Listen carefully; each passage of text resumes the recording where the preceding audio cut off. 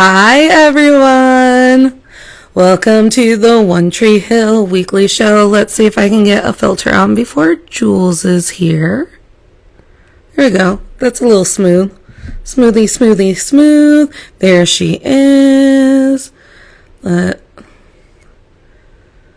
Why isn't it letting me? My lives have been so weird. Okay, good. Jules, good for figuring it out. I don't know why, but my live isn't letting me have all of the buttons today. Is Are it you your there? lives have been weird? Yeah, it won't let me click the little button that shows me who's watching. I have to literally pay attention to the feed. So hi, Bearded Oh. Bros. Hi, get your binge on. Get your Bearded binge Bros is on. with us on the Emmy's live too. Sorry, go ahead. Get your binge on. Woohoo! Get your binge on. How many times have you binged One Tree Hill? I hope it's a lot. Um, so hi everyone. As always, it's real organized here on Still Comfy. I just immediately go live and start complaining about the buttons that are on my phone. Yeah. This It's is okay. why We this still is love why we need a you. theme song. Like do do do do do do. It's Still Woo! Comfy with Nat and Jules. They're gonna try to use Instagram Live. And adjust their ring light at the same time. Right. Oh, my ring light's broken. Like I don't. Well, it The held up for OC. The it held up OC. for the Emmys live, so And I'm then it just was like, you know what? You used me too much amount. no, it broke before the Emmys live, and I kind of Oh. rigged it, and now we're just never gonna touch it again. What up, Wicked Wild Wear? You know Yeah. that was a lot of W's. I That was tried my like best. WW. Oh, guys, we had 12 minutes between shows for me to make this work. Oh my Okay. gosh! All right, well I'll do introduction. We're both terrible. Yeah, you introduce everybody to what's Hi, happening. hi everyone. My name is Natalie Katona. I'm your host of To All the Men I've Tolerated Before Live. Below me is the beautiful Jules Washington from Pop Culture Makes Me Jealous, and this is Still Comfy, Still comfy. where we take beloved media from our past and that makes us feel all warm and gooey on the inside, and we rewatch it to see if society has ruined it for us. Yes. So far, I'm I'm hyper focused on my light. Go ahead. that's fine. So we've done Time Time Traveler's Traveler's Wife. Wife. Hopefully you found the link to the YouTube for the Elvis show that we did yesterday. And now we're doing One Tree Hill, and today we'll be covering episodes 7 through 9.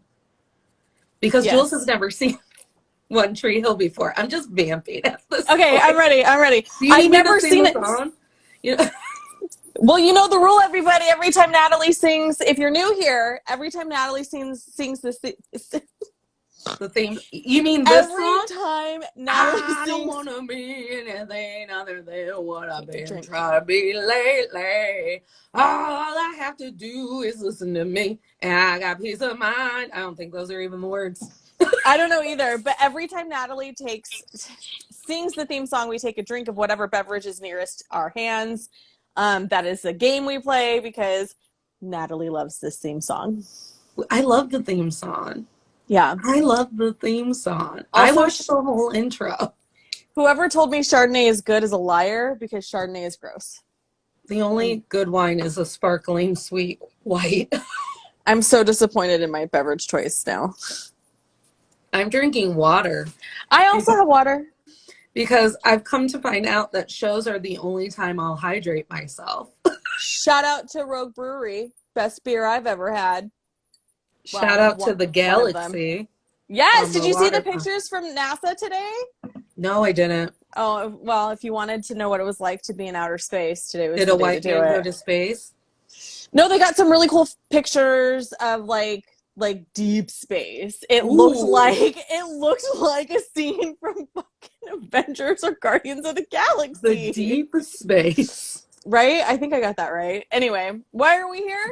We're talking about One Tree Hill, and I have a question that I want to ask you on the top because you get to go in blind to all of this. So I Yes. want to know at this point in our One Tree Hill lives, who are you rooting for to end up with Lucas at the end? And I'm Haley. talking like series finale ending. Yeah, I want him and Haley to be together. Aww. I know that's not where we're at in the show, if that ever comes, but I just love their dynamic. He's so kind and caring with her in a way that's very, like, yeah, you can see like they're like sibling-esque right now, but like sometimes when you have that sort of solid foundation, you really do get a really awesome love out of that, and I could see that for them. Yeah. And I hope that it's true. So I was listening to the Drama Queens podcast again today, and they were talking about the Haley and Luke dynamic and how they have an intimacy within their friendship that is so loving and is so comfy and comfortable and just like ease. Yeah, there's this. Sorry, go ahead. No, it's just an intimacy I've never had with men who are like dating me. This is why you have your show. I feel like that's exactly it, because there's a scene, I forget which episode it was. It was one of the 3 episodes we watched this week. There's a scene where she's like, okay, now you can tell me I told you so. And he's like, why would I do that? I would never do that. Yeah. Because he understands that there's no value in saying I told you so. And don't you want that in your partner to understand where the value is when you're communicating with each other? And like, that just hit my heart so hard, because I was like, I need you, the 2 of you, to fall in love and to have adorable babies. And again, I know that we're supposed to be led into Lucas being the kind and deep one because he is Nate's foil, or yes. And I think in this episode, not maybe episode 7, but in this block of episodes, we have moved him from being Nate's foil to just a direct opposite of Jaden. Yeah. Because, you know, Nate's getting there. Nate's trying to figure some shit out. Honestly, these 3 episodes I think were the hardest for Nate so far, right? Because whatever his intentions are with Haley, he's trying, and I still, you know, it's still whatever if he's just fucking with her, whatever. But the point is by the end of episode 9, he really has broken down, and he's broken down in a way where you see that he understands that the way that he's been living is probably not great, and that maybe his dad is toxic. Because, you know, when you're a 17-year-old, if you have a really great, I use that loosely, because you would think on the outside it looks like Dan and Nate have a great relationship, but when you get inside in their home and see their dynamic, Dan's trash to everybody, even his kid. And so Nate's realizing too, I think, like, this isn't the way I should be. This isn't healthy. I can't keep being this way. And I think, like, there's nothing playful about Dan and Nate. Like, when they're jabbing at one another, it's sharp. Yeah. And it's supposed to pinch, and it's jabby.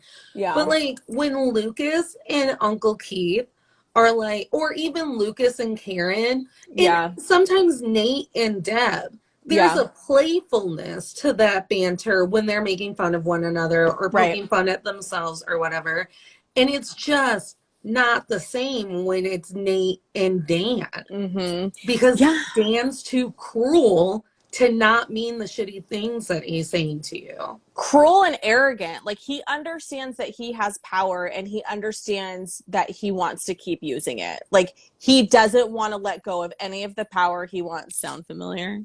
Sound familiar? And so he does everything he can. Hello, Pillow Talk. What up, Pillow Talk with the T? With the T podcast. Thank you. I have my glasses on and everything, and I started getting close.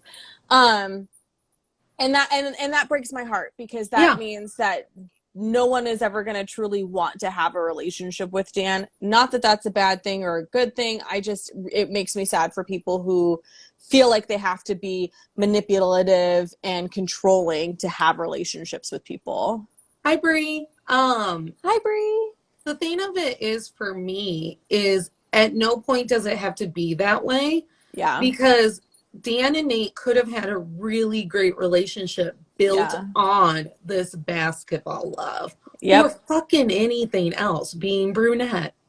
Being the son that he chose to raise. Any and all of it. Like, well, and it's like, is episode 9, Mm-hmm. where Nate is taking the amphetamines so he can prove that he's just as good, if not better. And like when you've pushed your child so far, they're turning to like you literally, like in my opinion, you've literally drove your child to do this because you made such a big deal about beating your score and I'm the best and you can't beat me. First of all, you're an old ass man. Shut the fuck up. If you have to continue to live your best years from high school repeatedly, we got a problem. Right. Good news, Bree. Jules has never watched the show either, so there's time for you to catch up. Yeah, I have. It's on HBO. It's new to me. This is why we're here, because I've never seen it, and Natalie loves it. So, oh my gosh, I'm having such a good time. Can we talk about Deb? Oh my God, I love Deb. We all love Deb. She deserves so much better. When honestly. He's flirting with that bartender, and I'm like, how dare you disrespect Deb? But she won't stand for it because she just goes, she's young enough to be your daughter. And with the way that this town is, she probably could be. Like, she is your daughter. Yeah, she did not skip a beat. She didn't skip a beat. And today on the Drama Queens, and I think I disagree with how Sophia Bush took this stance, but she thinks that Deb, at least in episode 7, where they're at that party where she's she's like checking in with Karen and Keith to see if they're coming. Yeah. And you're like, why does Deb care that the people that Dan is the meanest to, like, come to this party? And Sophia Bush took the stance that, like, it was still Deb getting payback for Dan embarrassing her at the dinner. Like, okay, well, you fucked our kid. You fucked up that dinner for me and punched your brother. And now I will become friends with the people because I'm the bigger person here, and I'll just continue doing it. And when I'm rewatching this, I really don't think that I gave Deb a lot of credit when I was, 17. For folks' sake! For folks' sake! But when I'm watching Deb now, I'm like, what bravery, because for 16 years she's also kind of had to live in shame and secrecy and hiding about the fact that her husband has another son out there that he's not even trying to take care of. He willingly left behind and then acts like that child is completely at fault. That's the thing that kills me the most about it, because the way he is with Lucas, it's like, for folks' sake, you're our favorite. Yes. It's like, Dan, Lucas and Karen, in my opinion, in this situation, are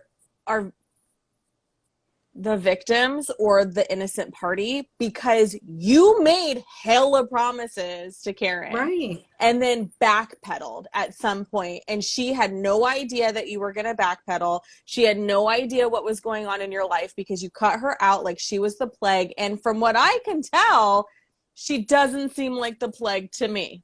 Right. Were you happy to get the actual timeline like written out for you with the like months and all of it? I really was, because it helped clarify that. And then too, it also highlights just how shitty Dan is.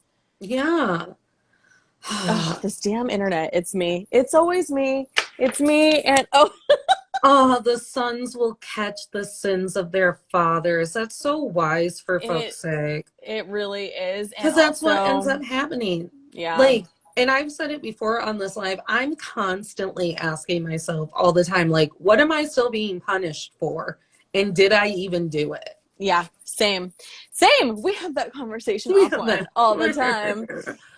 One of the things that, if we're going to stay on Dan and Deb for a minute and Karen, one of the things that I really did, so I agree with you in that I don't agree with Sophia Bush, because I take it as Deb sees that her absence has created this sort of monster-like situation. She sees that Karen and Lucas have a healthy relationship. They're close. He talks to her.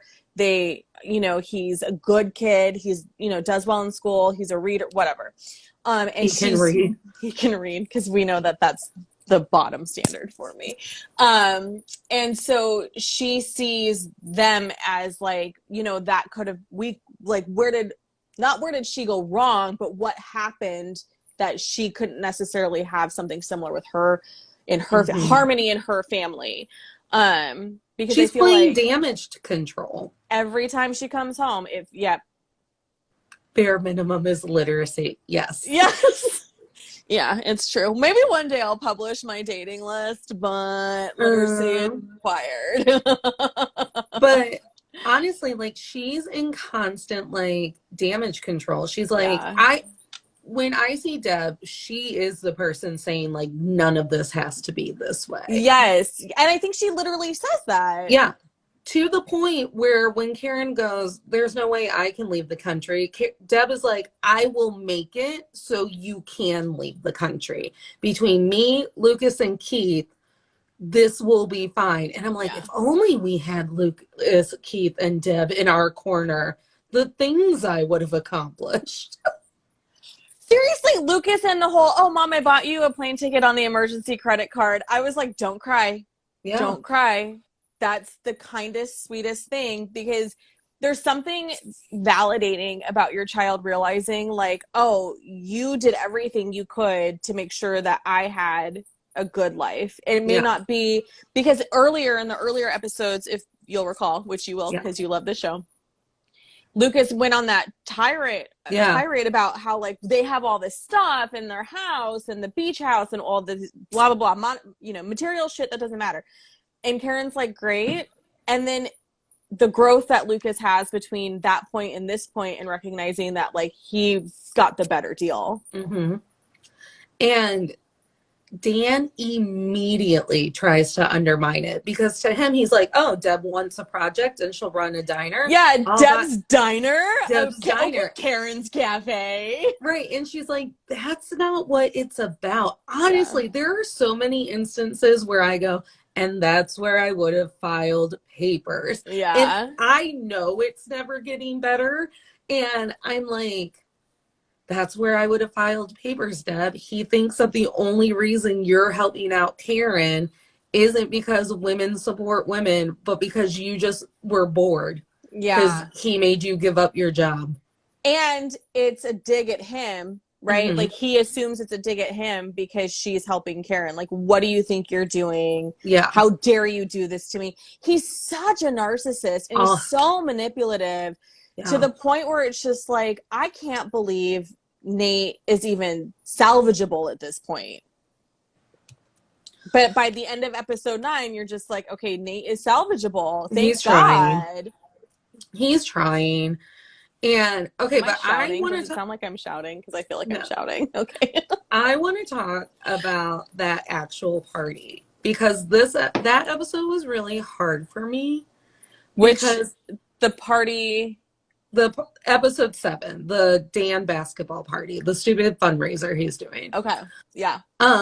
It was really hard for me because this is the first time that Brooke Davis is an asshole for the entire episode, and I'm like, bruh. Yes. Don't be an asshole. I've told everyone you're my favorite. But so far, you're right. This is the only episode in the 9 episodes I viewed where I've been like, okay, bitch. Oh, yeah. They immediately... She redeems herself hard in episode 8. She does. And Hillary Burton made a good point on the Drama Queens, where she's like, my friends and I, like, when you live in a small town like that, of course we liked all of the same boys, and we probably all kissed the same boys. Like, it just happens. Yeah. And ask me about my incestuous high school years. Right. And there's like an understanding between Peyton and Brooke, and a maturity behind that, where it's like, we're going to overlap from time to time, and we have to be the people who talk to one another about it, that I don't think we see in other teen dramas. Like, they let them have their one dramatic episode, and then they came back. Yeah. Not to go back to Dan and Karen and Deb again, but you said something that made me realize how important this is. Because it's in the same vein. Yeah. Deb is so supportive of Karen, and Karen is so gracious with Deb in a way that they're not blaming Dan or they're not blaming each other for what's happening. They're blaming Dan, which is really what should happen, because what we see and represented in pop culture all the time is these two women are fighting each other, and this guy who clearly is the one who started shit is standing in the corner like, I didn't do anything. But Karen and Deb are like, Dan's 100% the problem, and so we're just going to sidestep that and do what we can do to be in relationship with each other. And I think that's so progressive for 2003 because we didn't see stuff like that, especially in television in the early, or prior to that, especially in teen dramas. Right. For folks' sake, her and her husband met in the 3rd grade. My aunt and her second husband met in elementary too, and I wouldn't date in that town if I had done my teen years in that town, because there's a good chance if I'm swiping on you, you're my cousin somehow. There's just a good chance. I don't know what that's like. So there's that. I come from a big family on my mom's side. Nice. I mean, Elizabeth and Philip were essentially second cousins or some shit. So I'm sure. Basically royalty. That's what you're doing. So yeah, for one thing, Nathan Scott may be good for one thing, and it's the fact that I'm gonna start telling people at all times, put some ice on it. When he just shouts that off to Brooke because she's drunk and she's still trying to stir shit up, and he's like, put some ice on it. Yeah. And I'm like, that's the best line I've ever heard. Yeah. And, she's drunk. I think her pride is hurt a little, to the point where she tries to go home. What did you think of the Jake reveal? Because I didn't know it was coming at the end of this episode. The Jake with the baby. That's his baby. Yeah. Oh, man.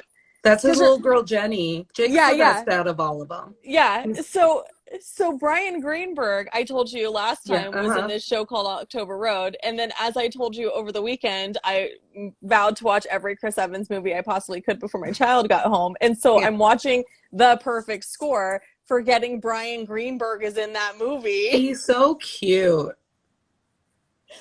He's kind of a jerk in this movie, though. In The Perfect Score? Yeah. Because there's a line where I forget the black guy's character's name, but the basketball player, he's like, yeah, the SATs are racist. And Brian Greenberg's character goes, really? You're going to go there?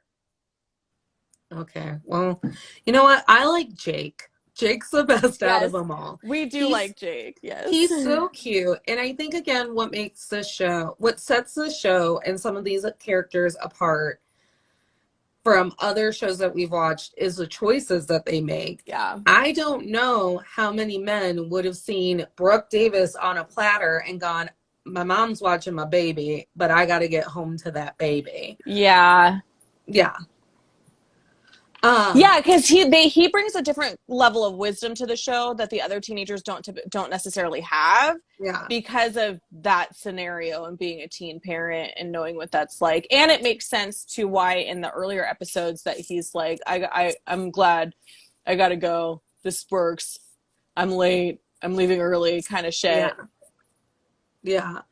I love Jake. He is one of my favorite characters on the show. He eventually does get to have a bigger role. I don't think it's season 1.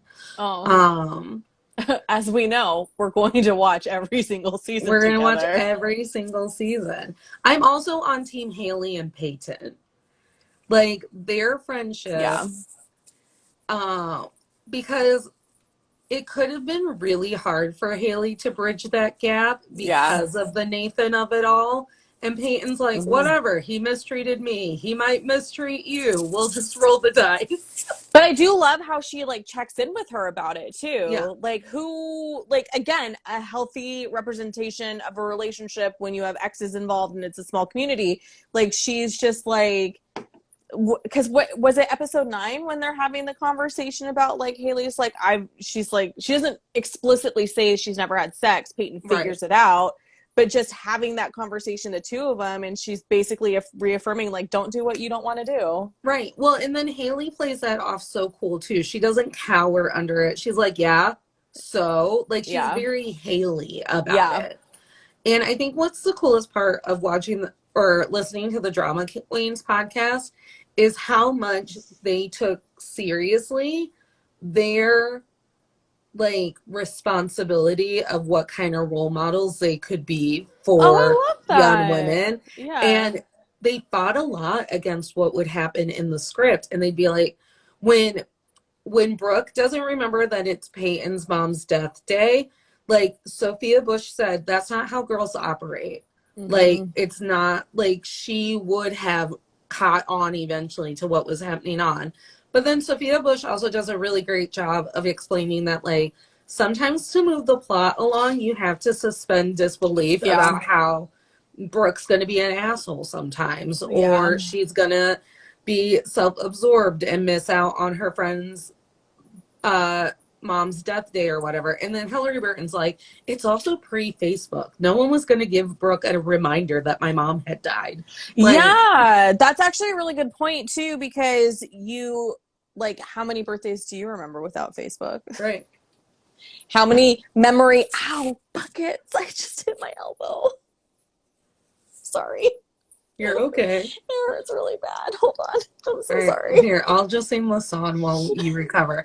I don't want to be. No, wait, there was another song because they did Maroon 5 in the song. Yes. Only 18. That's becoming part of my favorite part of the show too. Is It's all getting the to music. relive some of the music. Yeah. Yeah. I mean, I think I told you. Herself. I think I told you in one of the earlier episodes we did, where it was just like there's something so nostalgic and warm about it, even though I've never seen the show before, because of the music, because of what's happening, and it feels like it takes me back to those years when I had zero responsibilities and no bills, and the world was my oyster. Exactly. Also, no matter who Dan is talking to, he looks like he's on the verge of hitting them. Like, And they're just he doesn't blink. Weird. He doesn't blink, and it looks like at any moment he's going to jump you. Like, if I was a teenage girl dating his son, I'd be like, I can't be in the room with your dad. Yeah. He gives me he's gonna hit me vibes. Yes. And how awful he is to Whitey, like blaming Whitey for his high school career being what it was. And it was like, again, we talked about this last week. If you're a trash human on a team sport who doesn't understand you're on a team sport, we're not going to let you do the team sport in the way you want to do the team sport because you're not a team player. Also, now I think that more... Is that too long to put on a t-shirt? I mean, maybe. I think Italy... So now I think that you're right, and Moira Kelly was pregnant. Because Italy she had a was little... how they got to do maternity leave. Because 6 weeks, I was like, 6 weeks, that's maternity leave in California. That's maternity leave. Even in 2003, because I had a baby in 2004 and I only got 6 weeks. So that tracks. Okay, so let's talk about episode 8.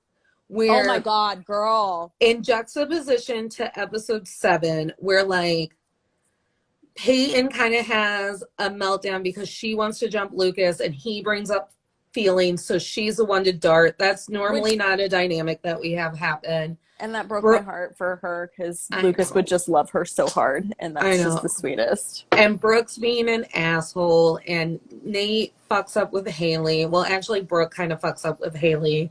Yeah. But there are all of these really mature moments and a lot of like, hey, we're going against the grain with how people treat one another. Yep. And then One Tree Hill is like, but don't forget, a man will slip something in your drink the moment, and he won't even blink about it. That guy didn't even play it scary. Like, there was like no sinister look. It was like, well, time to get out my roofies and put it in your drink. So, you know, they were at Duke, right? Yeah. Okay. Remember when all that shit came out about Duke and that happening a lot at Duke? Mm-hmm. So I was like, One Tree Hill, were you telling us about Duke before we found out the truth about Duke? Hi, Chef Barb. I love Chef Barb. She has the cutest, like, she's just so sweet. Yeah, like, maybe, or where is Duke? like North Carolina, isn't it? in North Carolina. So maybe Right? the One Tree Hill people knew. Maybe they knew. Maybe they Or knew. maybe it was a Yeah, convenient college. Durham, North Carolina. Yeah, or it was a convenient They knew. place to have that episode because it was right down the street. Yeah. Or they knew the But truth. like, and it's the fact that like you don't know that someone's scary until they're scary. Right. Because that guy was just like, well, number one, he was the scariest person at the party, but he was very much like Peyton's brand of scary, where it's Yeah, like, because he's like, you know, the Descendants. And first of all, I wanted to be like, that's insulting. Of course she knows the Descendants. right, look at her look. Yeah. Watch her webcam. Yeah. And then she makes fun of him about the nail polish or whatever, and Yeah. he rolls with it. Yeah. And that is what will lead me into false security with a man, is if I'm teasing you and you roll with it, Yeah. my brain goes, this one's not going to assault you. He didn't even get mad. Assault you yet. Yet. And then, I mean, it was masterful how they had that kid do it. Like it was just a normal thing to be doing. Like he was putting ice in her drink. Do you remember, like, that was the message that I got all through high school from any authority figure who valued my existence. Mm-hmm. Like, we had this conversation, I think, in our episode about shame and blame. Don't leave your drinks unattended. Don't, strengthen numbers, all these things, because it's so easy for you to get roofied. And I don't hear a lot about being drugged anymore in the way that I did 20 years ago, because that was literally the message to all of us young girls, was like, at some point you will get roofied. It wasn't a matter of if, it was always like, at some point you will. So here's how you protect yourself. Yeah, because we always had to be on the defense. Yeah. And then poor little Brooke thinks it's her fault because it was her idea to go to the party, or she wasn't like watching Peyton close enough, or she was also having her own little makeout session. And no wonder that's the episode that kind of like makes Luke see a different side of Brooke, and then he starts to fall for her a little bit, because I was like, see, Brooke's not an asshole. She's just trying her best. Her parents don't love her. Luke that line, she says that line where she comments about how her parents just throw cash at her instead of spending time with her, and that broke my heart. So when you were growing up, did you have someone outside of your family who was your Lucas Scott, where you could call them in a hairy situation? I didn't have it until I had graduated college. It was a guy that I knew from high school, but when we were morons, he wasn't going to come and pick me up. Yeah, I was actually pretty lucky in that regard, because we grew up on a street that had a lot of kids of varying ages. And so we all kind of became sibling-like. And so so I was pretty lucky in that regard. And even in high school too, there was a handful of people. Now that I think about it, as much as I talk shit about where I live, like, I was really lucky in the friend department, because there was that sort of like bail you out situation if something got hairy scary. Yeah, my whole thing was, at no point was I not doing anything with everyone. And if someone wasn't there, it's because they were at work, because all of my friends were through McDonald's where we worked. And so there's no like really like calling someone to get me out of a situation, because all of the people that I would call are in front of me also getting into their own situations. Thank you for supporting my high school job. McDonald's been real hurting for that quarter pounder cash.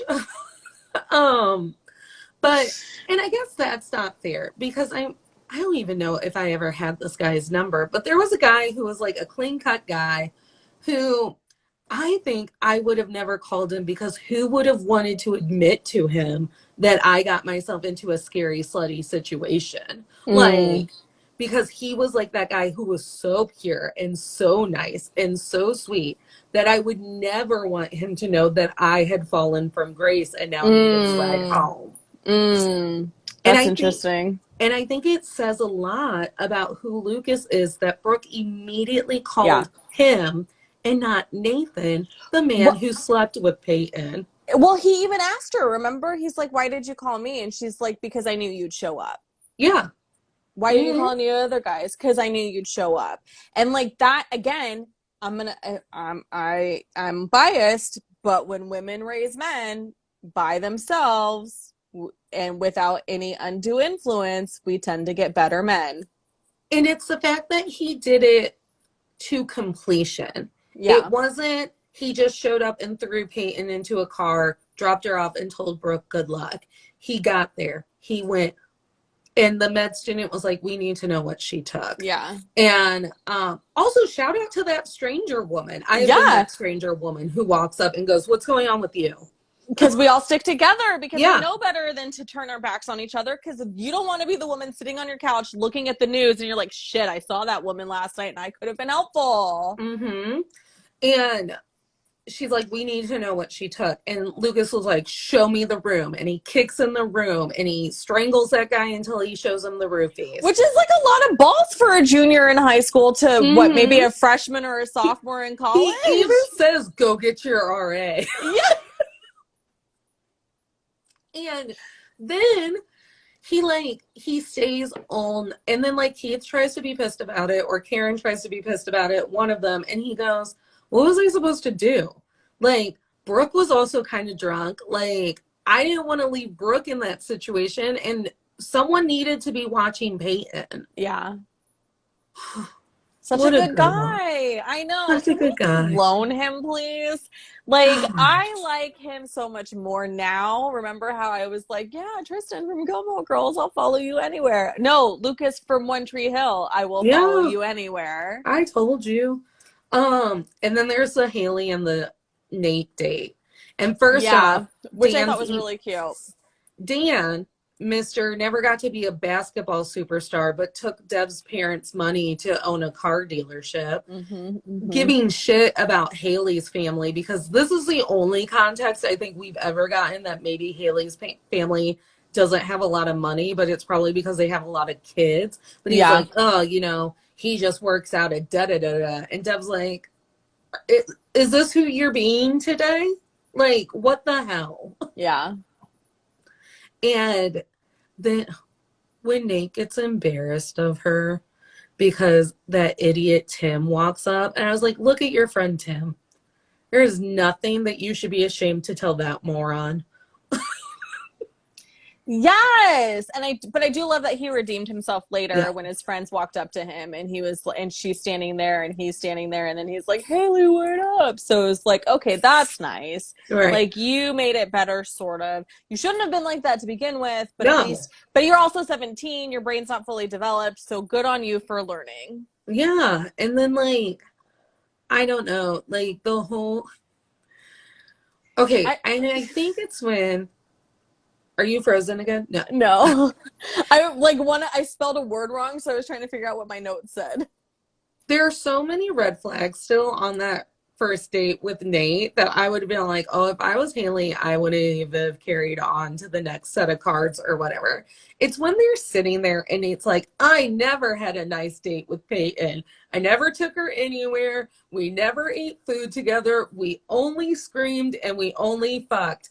And I was like, again, I'm 33, but I feel like Haley was a 33-year-old in her soul. I would have looked at Nate, because now I'm also forming a relationship with Peyton, and I would have been like, well, maybe you should have taken her out to dinner.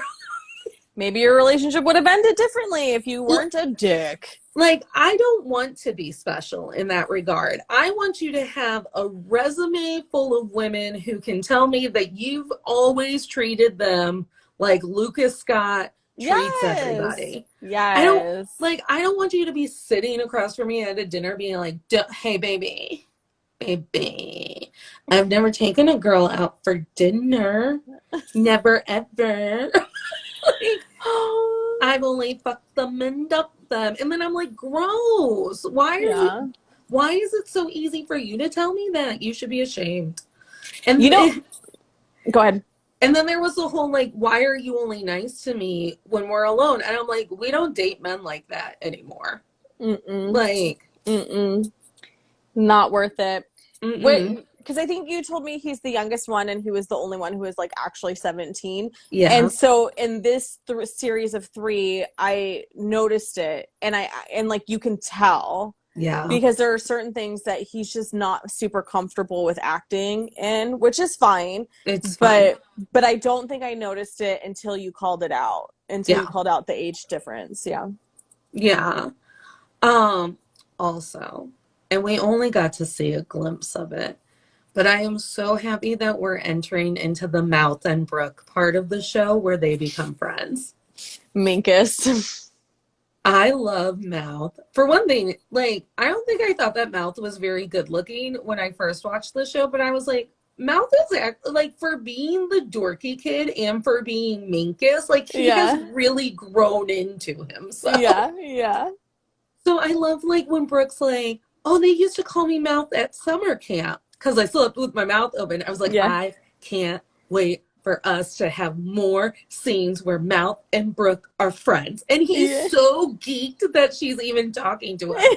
But that's who Brooke is. I Yeah. think that's what's so amazing about the Brooke character is that she's the head cheerleader, but Yeah. she'll literally just sit next to anybody and be like, you'll entertain me now. Yeah, for sure. I loved when, okay, hold on. In episode 9, we're in episode 9 now, right? Mm-hmm. Yeah. Her date with Lucas. That's what stood out to me. Okay. Tell me about it.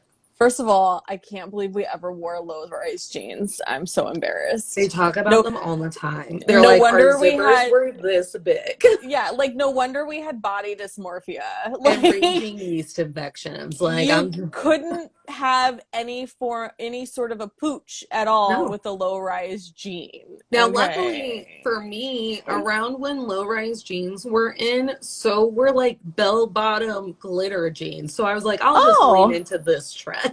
nice. I love that. But when she like unbuttons the one button her pants on her Yeah. pants to show the tattoo, I was like, girl, I know what you're trying to do right now. Right. And I'm worried it will work. And it Mm. did work. And it did work. Number one, can we talk about how big that tattoo is that Luke got? On his arm, and it's so bad. It's so bad. And then this is my note on it. Morons on morons. And An I love ancient symbol for fun. and I love how he's like, what, it's just a tattoo. And Keith is like, it's a tattoo. It's a tattoo, Like moron. it's forever. That's where you know that Keith is daddy. Because Keith is like, are you fucking kidding me? Because let me tell you, my uncles probably didn't let me because I'm a lady, but probably did let my boy cousins get away with fucking bullshit all the time in the name of being the fun uncle. Yeah. But Uncle Keith is like, I've had you for 2 days. Yeah. And I made out with your mother at the airport. Right. And now she's going to come home and you have a giant Tattoo symbol for fun on your arm. that you think is a symbol for fun, because that was also a thing in the early 2000s where people got Chinese symbols, and then fast forward 10 years and it's like, what do you mean that doesn't mean what I thought it meant? But can I just say that this first date really sold me on the fact that you have to have broody and bubbly for the date to work. Yeah. Because if it's all just brood, what are you doing? Replacing your eyeliner? Like, yeah. But broody and bubbly, and Brooke and Sophia Bush, they're so good at that, like, flirty, teasy banter. And this is me, frozen. Oh, there we go. I'm back. She's so good at that, like, flirty, easy, teasy banter that, of course, a broody kid's just gonna fall into it and chug his beer and then become a drunk toddler. Yeah. Like, even when she's showing Which was actually kind of... Sorry, kind of what? I was like, it was actually kind of fun to watch because he has been so broody. Buttoned up the whole time so far. And you see him relax a little bit with Haley, but it was nice to see him get a little loose. So, and then she shows him that tattoo. Like, he sounded like me when I'm trying to send a text message to a professional who makes me nervous. And he's like, I like it. It's fun and you're fun. I'm fun, you're fun, we're fun. And I'm like, get a drink of water.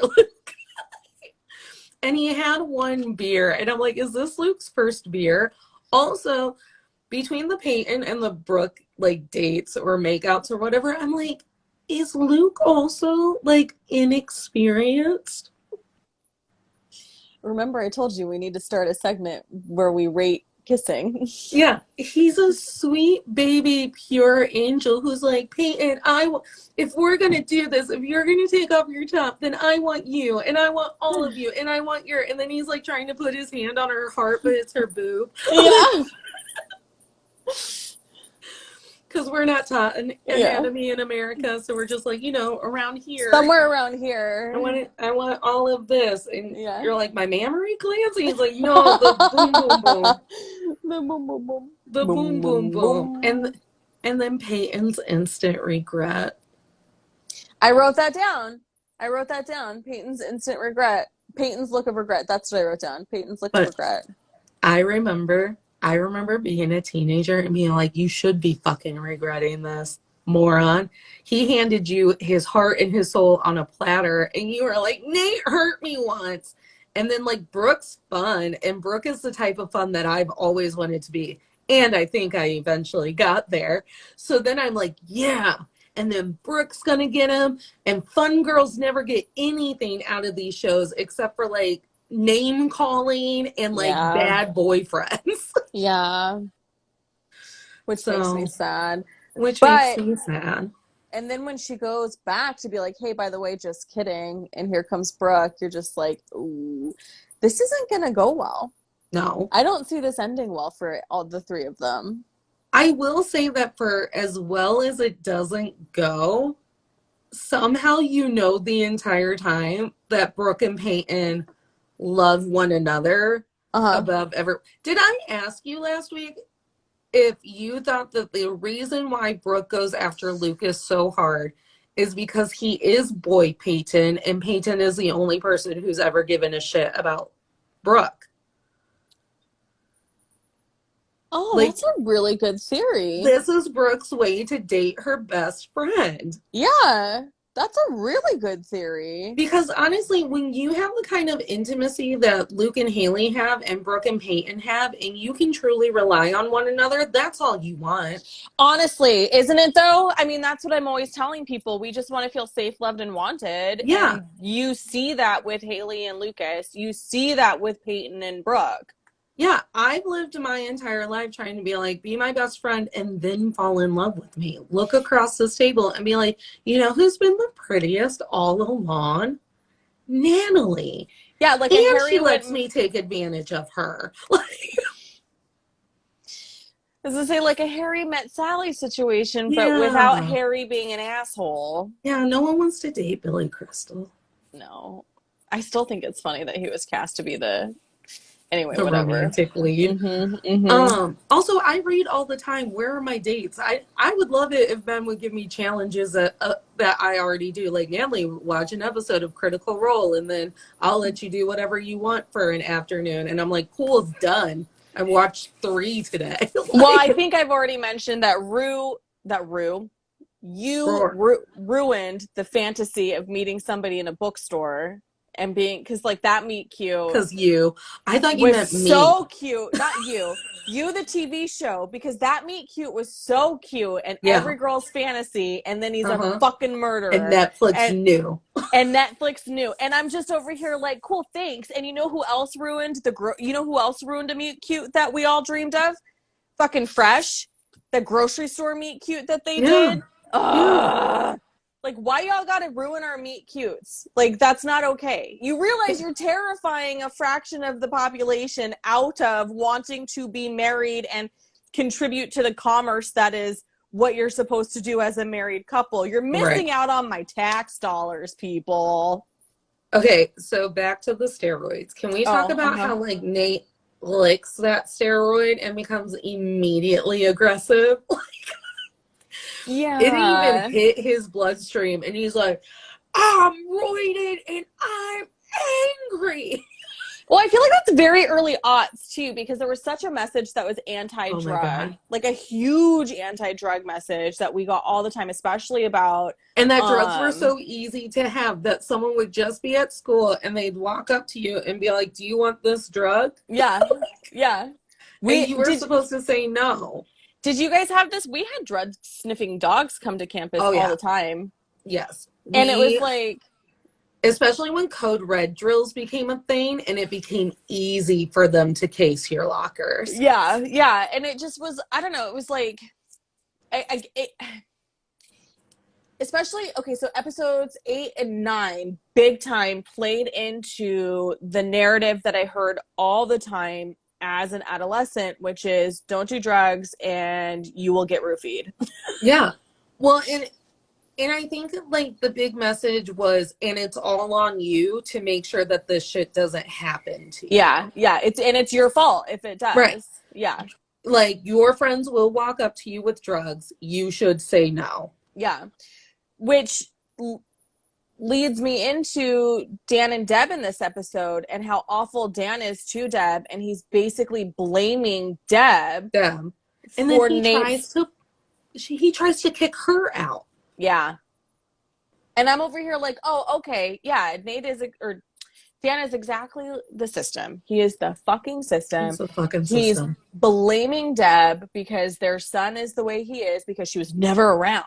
She just was never around. And you know, if the situation was reversed and Dan had to do all the traveling for work, no one would fucking bat an eyelash about it. It would still be Deb's fault. It was like, I left you to handle this. I left you to handle this and you couldn't handle it. You had one job. Yeah. And that job is actually a million tiny little jobs. Yep. And what did I say? The hurdles women go through to protect themselves and their children and are still deemed unsuitable and not good enough. Yeah. And then... And he doesn't even have the audacity to call her at Karen's cafe. I called your cell phone. First of all, y'all, this is 2003. Okay. None of us knew how to use those cell phones. Nobody had a fucking willingness. Like the amount of times they're using cell phones in this show is not an accurate representation of what normal people did with cell phones you couldn't in use 2003. Your cell phone until after 9. These people got minutes on minutes. They got minutes on minutes. I was explaining that to the children the other day. It's like, y'all don't understand.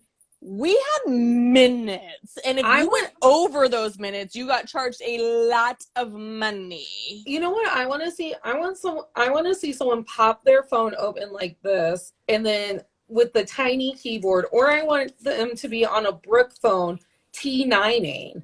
I got so fast at T9ing. Well, that was didn't Peyton have the little Nokia that everybody had in 2003? Yeah. I think that the flip, that's coming because that still hadn't hit waves yet. Yeah. Because I had the brick and then the brick broke, or they never broke, so I don't even know. But my pop open one fell off of my dorm bed and immediately broke. And then I immediately had a meltdown because I had a guy who never slept with me in high school on the hook. And I was like, but he's going to sleep with me. And what if he forgets who I am because I can't text him? So I like taped it together. Oh my gosh. And then I called my mom and I was like, Mom, it fell off the bed and it broke. And how am I going to call you from college and also get the D? It didn't happen until I graduated college. Well, all that texting. Well, all it's those photos. The long game. The long con, if you will. Also, I don't remember if Nathan actually has a heart condition and that's why he immediately passed out on the steroids, or if I am misremembering because Chad Michael Murray had a heart condition. Wait, I don't think I know any of that yet. And I don't even know if it's true. I just knew that it was like, as soon as things started happening, I was like, this is the pass out episode. And is he chronically ill and that's why we start forgiving him about things?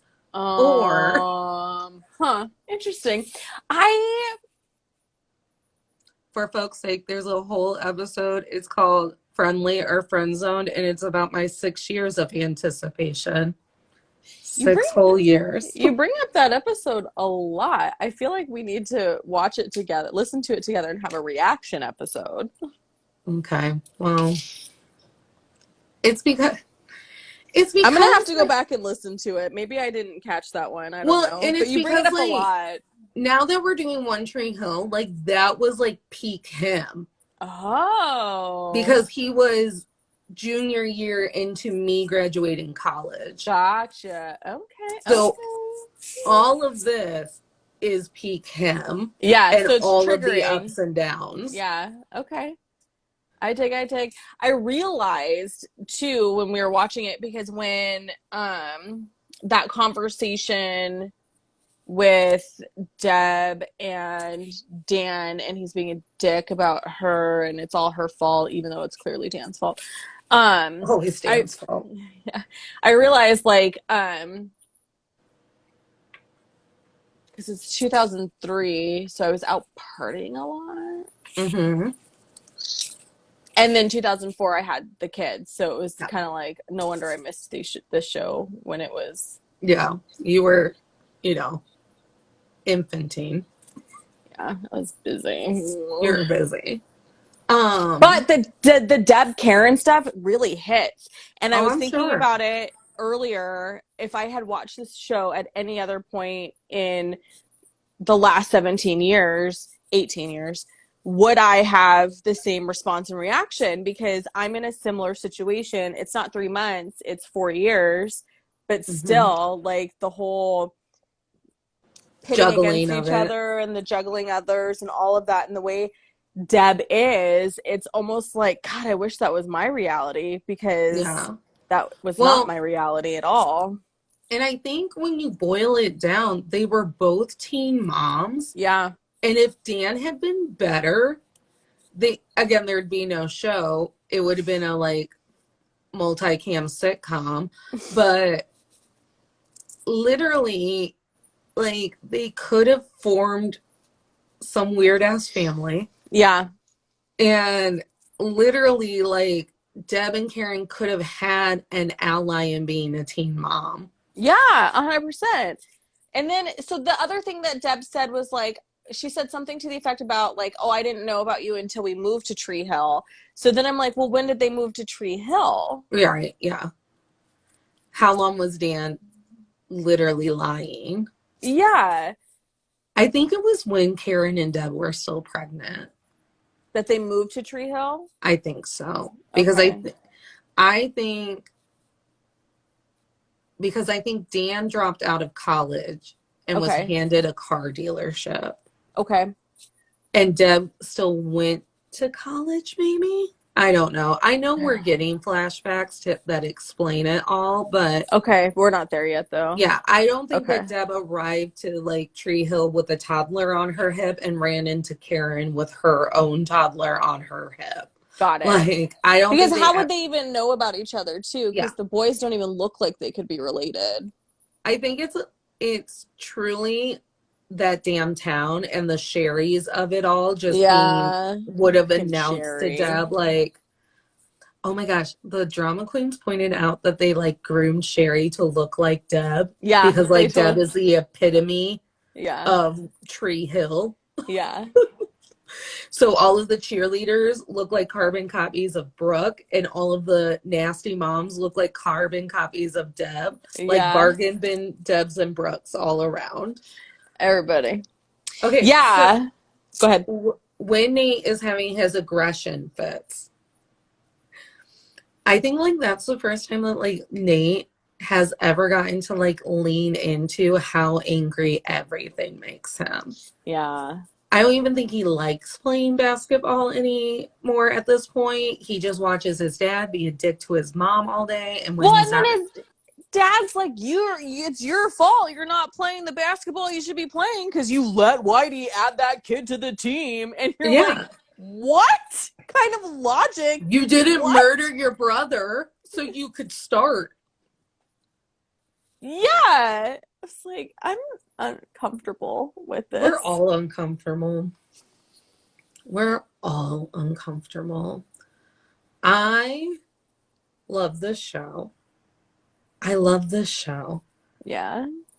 I don't even think I appreciated Lucas Scott as much as I do now. You know what? I don't think I could have gotten into the show until we got to this point, until I was at this point in life, honestly, because seeing how healthy Deb and Karen are with each other and how they're trying to figure it out and really understand that it's bigger than them, that I would not have been in a place to accept that sort of representation 10 years ago. Well, and I think part of the problem is that you and I have lived a life of we always have to be above it. Mm-hmm. So, like, I don't think it would have been as therapeutic for you to watch Deb. Yeah. Because instead of Deb being your ally, Deb would have been your mirror and been like, well, fuck. Now this lady has to care about some kid that's not even hers. Mm-hmm. That the dad won't even fucking care about. Like, I can get petty about, like, what's my responsibility and what isn't. Yeah, yeah. But yeah, it's nice that they took it a different direction. And honestly, knowing what I know about Deb further down the line, I'm just enjoying the season so much. Because I had forgotten. You can't say things like that. I don't know what happens to Deb further down the line. This is not fair. That's true. Shit, Natalie. There's a lot. Listen, there's a lot of things that I whisper to myself while I'm watching the show. Because I know what's happening. Damn it. I can't believe you just did that to me. I'm so sad. I'm going to have to watch all of season 1 right now. No, it doesn't even happen in season 1. It happens, like, remember when Annie kept telling us that they just kept making it more and more chaotic? It's those fever dream seasons. Okay, all right. Like, it's like the ultimatum of scripted television, how One Tree Hill, like, literally just keeps escalating itself. Okay. Like, well, I mean, we're committed, so. This season is fun and full of heart, and I'm loving it. But when I tell you that eventually it's like, and now we're here, and now we're here, and now we're here, and we're just like, any and everything. Yeah. It's the Grey's Anatomy of scripted teen television. Where or ER. Remember when like you'd be watching ER and you're like, is that a tank outside of the hospital? Yeah. Why are they under martial law all of a sudden? Yeah. That's One Tree Hill. Okay, all right. Literally just like, because shows never had like an end game. Yeah. So you just had to keep coming up with ridiculous things. And to get ratings too. I mean, we talked about on our Emmys live an hour ago, 2 hours ago, about how, network television is essentially dead at this point. Mm-hmm. But 20 years ago, it was still in its prime. Streaming wasn't really a thing. Hulu was not around yet, and when Hulu started, it was basically a pirating website. Yeah. And it like bunched up your TV. I do miss those days where you could watch literally anything. Like any obscure movie you could ever think of, it was on Hulu. And we weren't a very early Hulu family. We were an on-demand family. I love on-demand. Girl. Oh, yeah, 2007. That makes sense. Like, I started working at the Literacy Center in 2008, and that's when I discovered Hulu because my job was so fucking boring that I was like, I need entertainment. And someone else I knew I don't talk to anymore was like, oh, have you heard of Hulu? And literally, because I was like, I want to watch 3 O'Clock High. Does anybody know where I can rent 3 O'Clock High on the internet? DVDs. And someone was like, well, I think the book, and then someone texted me and was like, guess what? Go to Hulu. Type in 3 O'Clock High, it's fucking there. And it was so great. I watched all the shit. It was so when good. We didn't have to like coordinate our entire social life or just miss out on TV anymore with on demand. And when we didn't have to watch the scrolling TV guide to even see what was on, and you could just hit a button that said guide and scroll through what was live television. Those were the days. Oh my gosh. I mean, I don't want to be that person being like, the kids don't even know how good they have it. But like literally, we had to we had to press buttons 3 times to get a letter on our texting, and I became so fast at it. Yeah. I wasn't And then that great. and then we had phones that literally had such fragile hinges that if you drop them once, explosion. Yeah. And then we had to literally be like, well, I could either watch Corey and Topanga's wedding or I could go out with my friends, but then I might never see that wedding. So we had VHS. We still had a VHS player, so we would still record all the Oh yeah, TV. people recorded things. My family never jumped on that train. Really? We never recorded anything. That No. makes me so sad for you. How about how I it was know. like, I gotta Google this Hulu shit now. Yeah, it says March 12th, 2008 is when they launched it um as a syndication network. Are you But it was still originally for NBC Universal. Huh, interesting. Sorry, go ahead. should we I get to I got hyper focused. the question of the evening? Mm-hmm. Are you still Yeah, because comfy? yeah. Are you still comfy with the fact that I'm making you watch One Tree Hill? Yeah. We're still friends. Yeah, because it feels like I don't know. I honestly hope this feeling doesn't change because it feels like my youth. Uh-huh. It feels comfortable because we're Uh-huh. currently living in a chaotic state, Yeah. and it just I feel like I'm in a bunker and I'm safe. So, and again, we don't have to do this live because we have accountability meetings every week, but I think we need to figure out how to do all of them Yeah. Well, because I think I actually figured that out. cool. All Yeah. right, so we're going to do all of them because I would love to see, even myself, I would love to see how long I stay comfy with it. Yeah. Yeah. For sure, because it's got to be different. Because what was it on for 9 seasons? Yeah. Yeah, And I'm sure. 22 episodes a season. So 9 seasons. So what is that? 2012? Yeah. So 2012. Oh, yeah. I'll be very curious because Yeah. 2012 people started waking up a little bit. Mm-hmm. Yeah. And so I'll love to see how long I myself go, oh my God, this is the best time. And Yeah. I never knew how good I had it Yeah. when I was watching One Tree Hill. Because Seriously. it like I thought that it was so silly that Hillary Burton, Joy, and Sophia Bush Hmm. kept saying that it is television like no other television ever. And I'm like, well, that's silly. It's just One Tree Hill. But they literally keep taking stances Yeah. that the OC didn't. No, the OC was encouraging you to have reckless behavior. Yeah. Or I mean, and Boy Meets World is in its own class. And Absolutely. I do think we should do Boy Meets World at some point. Just to see if Um, Hottie Mr. Turner still does it for me. well, I recently rewatched Boy Meets World not Did that you? long ago because my child. Oh, maybe it's been a couple years. It's been a couple of years for me. It was when it was on Hulu and not Disney Plus. Yeah, so we did both. And so sometimes it's one of those ones that I turn on because I know that Yeah. it's a comfy show. But I always turn to Gilmore Girls, which I probably should stop because I forgot how homophobic some of the jokes are. And it's a very white show. Mm-hmm. I mean, not that Boy Meets World isn't, but at least Boy Meets World tried with Angela. But then Sean choked her. So things happen. You're listening to Pod Meets World, right? I am. Okay, good. I Did you love listen to the Feeney episode yet? no, I don't think I'm emotionally ready. I don't know Oh, what's gonna happen when I no, hear it. you can do it. It's so Because good. I will listen to it one on t- my walk yesterday, and it was really good. because one time I like saw him on a TikTok and I immediately started crying. Yeah. I love how they act. I'm just gonna tag them right now. Maybe like Daniel Fisher's around. No, this week's episode with Bill Daniels is so good because the stories he tells and the history he has with acting and theater, Is it and he Pod Meets World or World Meets Pod? Pod Meets World pod, Good Lord. right? I need Instagram to get it together and give me my search.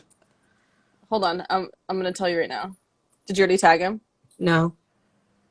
Pod Meets World show. Show. Anyways, I really enjoyed the Alan episodes, but man, has Yeah, he slowed Rusty. down. Well, he's I in love. his 70s. Oh my God, I can't handle how old everyone is really what it is for me. Ryder Strong on the Rusty episode said, like, I am the same age you were when you started Boy Meets World, Yeah. which is so crazy to think about because I don't view that the cast that was my age as being like, I don't know. You know what I mean? There's so much heart in that show. I love Will Friedle. Me And too. And he's still gets, so cute. He's still so cute. And he gets to be on Critical Role every once in a while.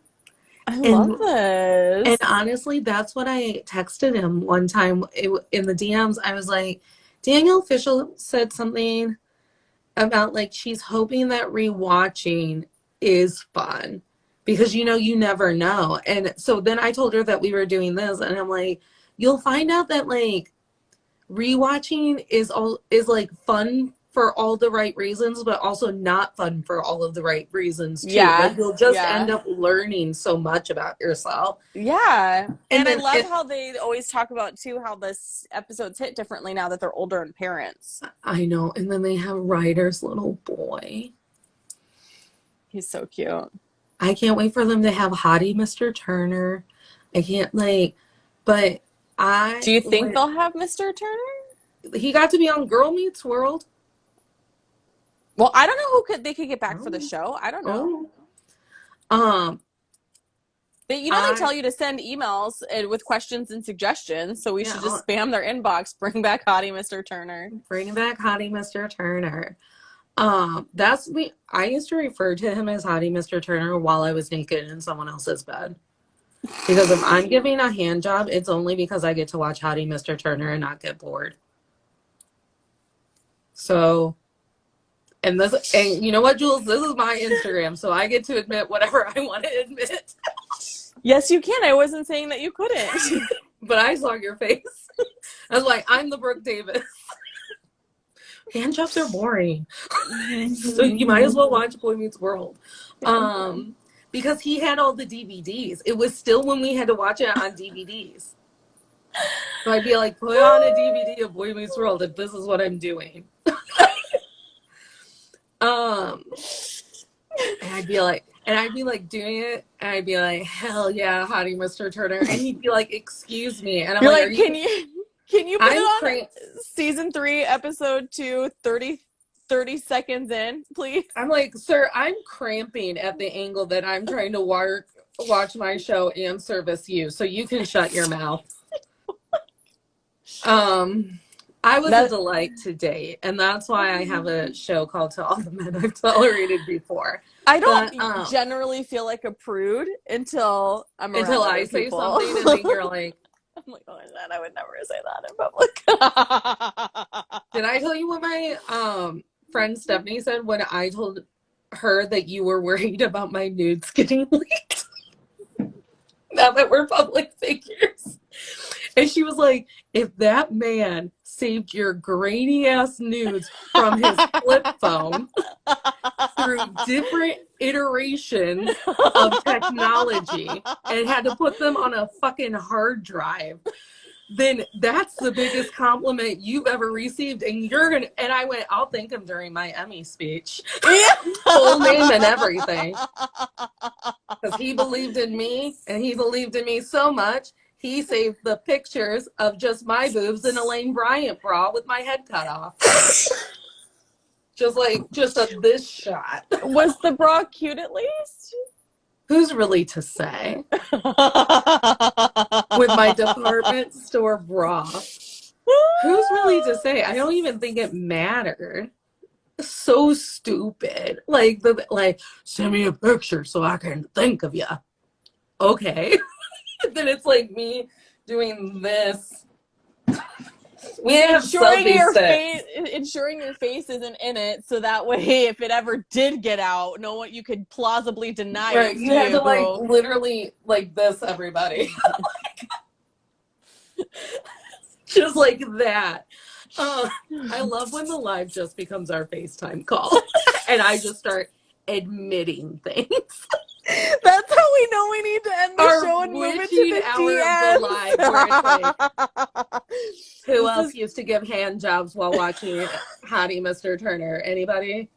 Would Pod Meets World like to interview me about the sexual acts that I used to do while watching Boy Meets World? This is... Is that an episode? Will Friedle, what do you think? I was trying to go somewhere sweet with it and be like, I love that Will Friedle ends it with, "We love you, pod dismissed." Oh, they rotate between... Oh, do they rotate? Yeah. I guess in my mind, it's only Will. But like the fact that I don't cry every time it happens, because it immediately puts that sensory memory in my head of him saying it and me feeling like my childhood ended. Yeah. Like that's the moment my youth ended. I won't ruin it for you, the episode from yesterday that dropped. So once you listen to it, let's talk, because I'm just so happy he's still alive. Danielle official and has a lot to say, and it's really sentimental. And I'm the weird lady walking through my neighborhood doing my power walk because I'm old now, just like silently weeping like I did out of Elvis. Oh, everyone, in case you didn't know, we went live last night about Elvis on YouTube, and it was our YouTube debut, if you will. Our YouTube debut. And I had to bring to light that Unchained Melody is the fucking longest song that you've ever heard. And if you're crying to it because it's dying Elvis doing Unchained Melody, you're crying for a long time. I almost had to walk out because it's like, oh, and that lasts a year. I think the link to the video is still in my stories because I found it and shared it. If not, I'll reshare it again. If not, if you want to see it, people, friends, just DM me. I'll send you the link to watch it. Yeah. I made a stories highlight that will keep those links of our lives. So perfect. Hopefully I saved it there. That's a good idea. I'll do the same. I was trying to save all of our pre-shows where we're like yelling at each other via this story.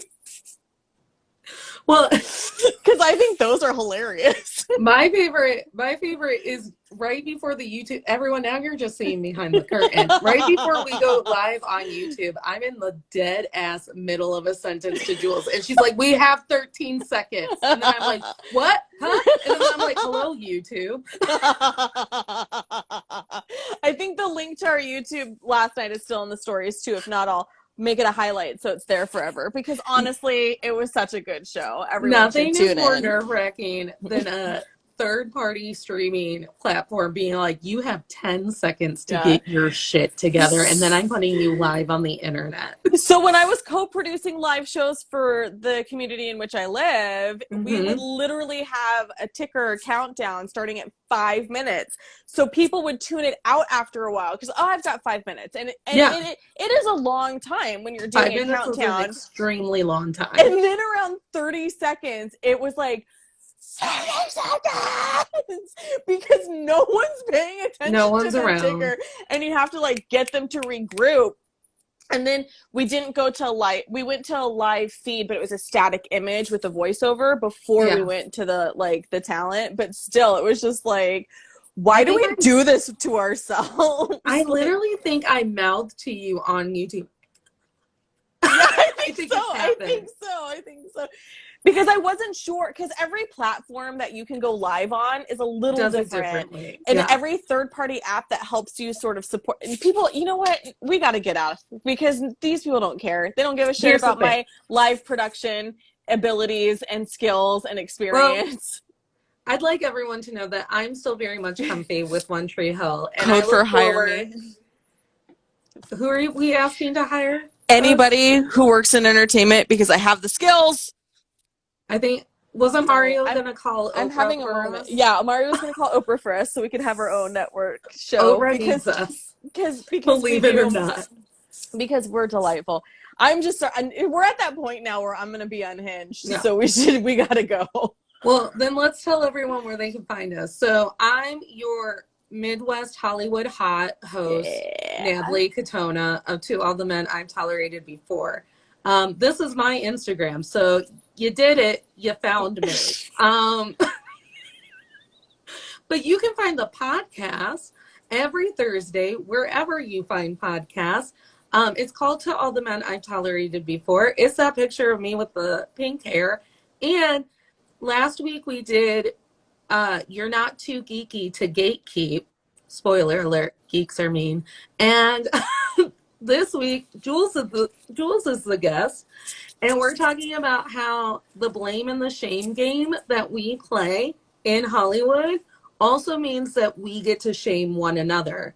And you got a little preview with our creepy, assaulty One Tree Hill conversation. And if you're a member on Patreon like I am, you already have the episode. Oh, that's right. Because I listened to it. Oh, did you? Yeah. Because we're vain. Yeah. Why did I almost forget to get water for this live? Because I was watching our Emmys.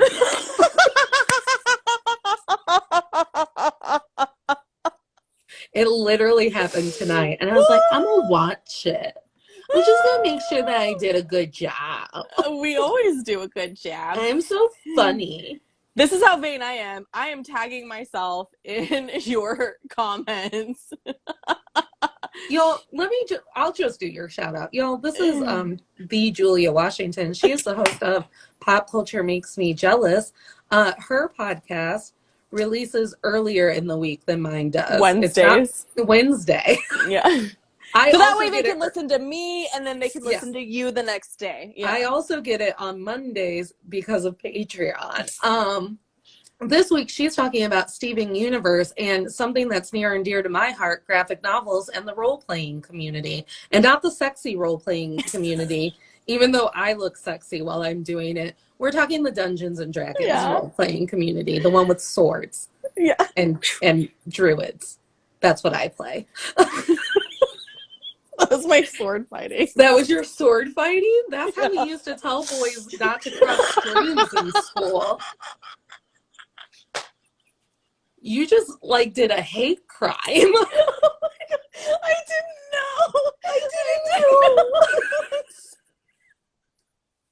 know. I've been sitting in this chair since 7:30 this morning. I know what your podcast was about last week. What was it about last week? Was it about normal people? Normal people, yeah. Which is also a very, very sexy show. If you all haven't gotten real hot and bothered over the slow simmer that is Normal People, Jules has the book. Because we did a book to screen comparison, and I tell you what, it's real good. If you, like me, got tricked into believing that this book was sexy, wait until you see Normal People. And then after Normal People, watch Conversations with Friends, because that also has some really good scenes in it. And honestly, we should all be having sex with our friends, like the Brooke Davis, Peyton Sawyer way.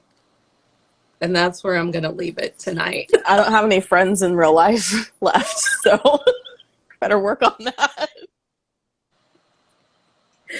I can't wait for my friends to start, volunteering as tribute. Well, Natalie, I guess that's going to be me. And we'll be like, I guess. I'm going to have to go out and find some new friends. You're going to have to go to a meetup. Is there an app for that? Yeah, there is. I'll send you the links. So the DMs, my mouth, are always open. Subscribe. Those are the free ways to support us. So people with money will give us money. And we'll see you next week on the River Court. That's how I'm going to start ending these. Yes! We'll see you next week on the River Court. And until then, see you in the DMs. That are open, like my mouth.